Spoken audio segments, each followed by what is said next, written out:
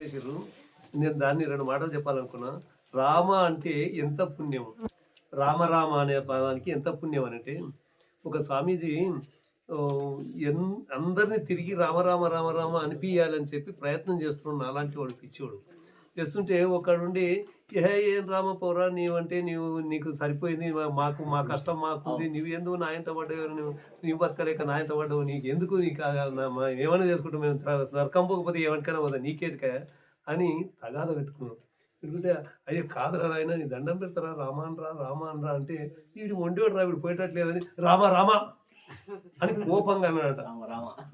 నా కోసం అన్నాడు అని రామ రామ అని ఇడిచిపెట్టినట. ఇడిచిపెడితే కొన్నాళ్ళకు మనిషికి చచ్చిపోతాడు కదా, ఆయన కూడా చచ్చిపోయినట.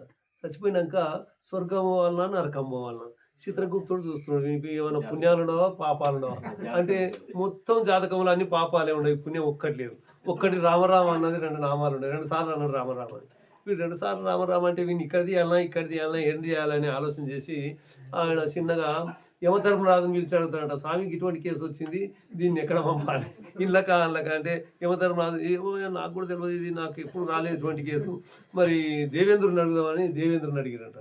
దేవేంద్రుడు కూడా చూసి అయ్యా నాకు కూడా రాలే ఎటువంటి కేసు, ఇక్కడ పంపుదామా అక్కడ పంపుదామా, 2 సార్లు అన్నోనికి స్వర్గం ఇస్తే 10 సార్లు అన్నోనికి ఏమి ఇవ్వాలి, భగవద్గీత అన్నోనికి ఏమి ఇవ్వాలి, మరి రెండింటికి గిట్టేటవాలా అని చెప్పి ఆలోచన చేస్తున్నాడు. వాళ్ళు ముగ్గురు కలిసి బ్రహ్మదేవుని దానికి పోయినట.